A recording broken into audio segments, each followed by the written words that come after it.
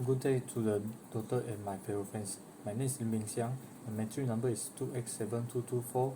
Now I'm going to present about a study on Telecom Malaysia Berhad and to investigate the factors that may affect the performance of Telecom Malaysia. For a problem issue, during the COVID-19 pandemic, Telecom Malaysia faced several significant challenges that impact its operation and service delivery. Firstly, the pandemic led a surge in demand for digital service and continuity. As more people start working and study from home, the COVID-19 pandemic has had a significant impact on the Telecom Malaysia with several challenges arising due to the global health crisis.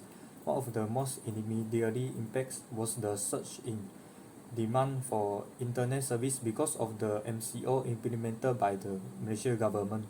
This led to increased usage of online service and content streaming, which in turn put a strain on network infrastructure.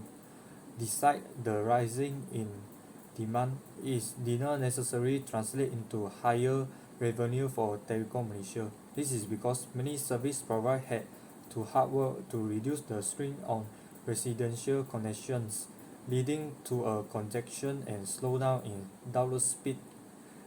Ultimately, the pandemic impact has hindered Malaysia's mobile service growth following a large drop in market revenue in 2020 because of the COVID-19 pandemic. Revenue from mobile service in Malaysia was predicted to grow at a slow compound annual growth rate from 5.1 billion in 2019 to 5.4 billion in 2024. Thus, the goal of this study is to determine the variables affecting performance in the Telecom Malaysia from 2028 to 2022. There are three research objectives for this study. First, to analyze the impact of the internal factors on the performance of the Telecom Malaysia. Second, to investigate the impact of the external factors on the performance of the Telecom Malaysia. Last, to examine the impact of the internal and external factors on the performance of the Telecom Malaysia. And also, there are three research questions for this study.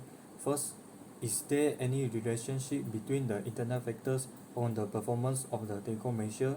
Second, is there any relation between the external factors on the performance of the Telecom Malaysia?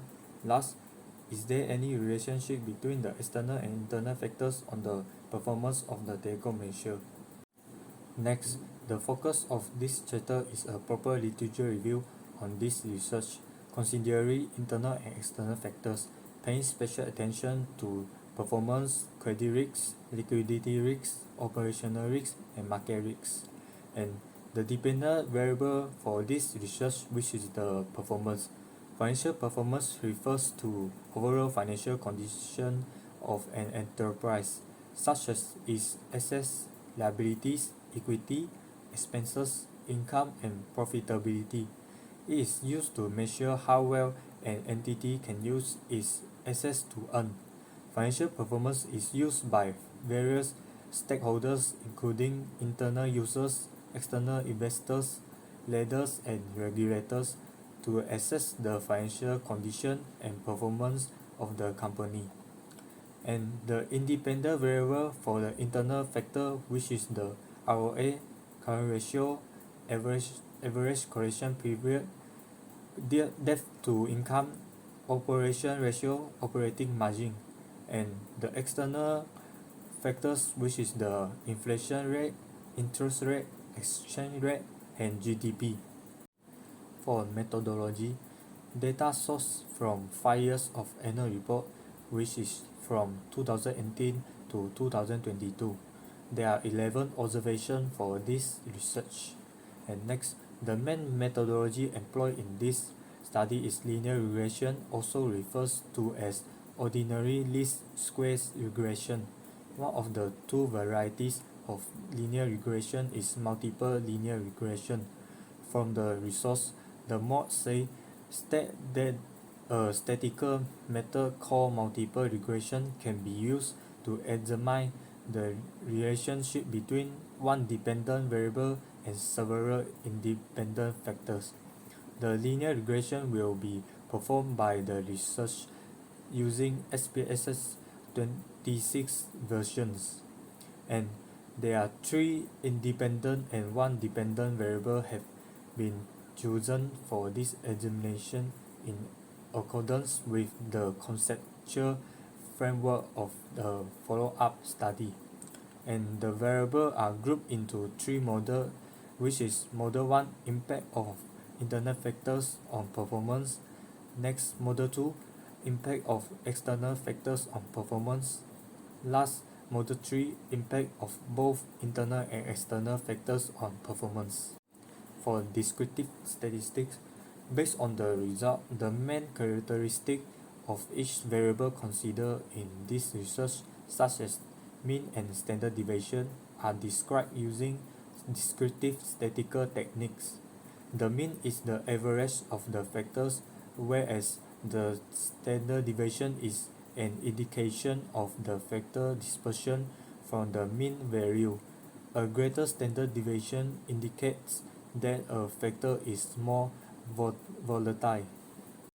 According to the correlation analysis, that the ROE or financial performance of TM is positively significant correlated to the ROA, debt to income, average collection period, and operation ratio.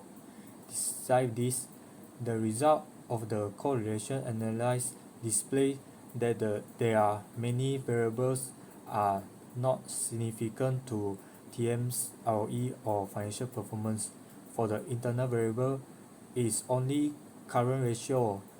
Other than that, the external variable, they are not significant to the ROE or financial performance of TM are the GDP, inflation, interest rate, and exchange rate. The variable that are not significant to the dependent factor when the p-value is greater than the 0.10. For model summary, the result display that only 3 variables, which are inflation, ROA, and current ratio, contribute to TM performance or ROE with an adjusted R-square of 0.958 or 96%. It refers to the remaining factors that are irrelevant to our investigation.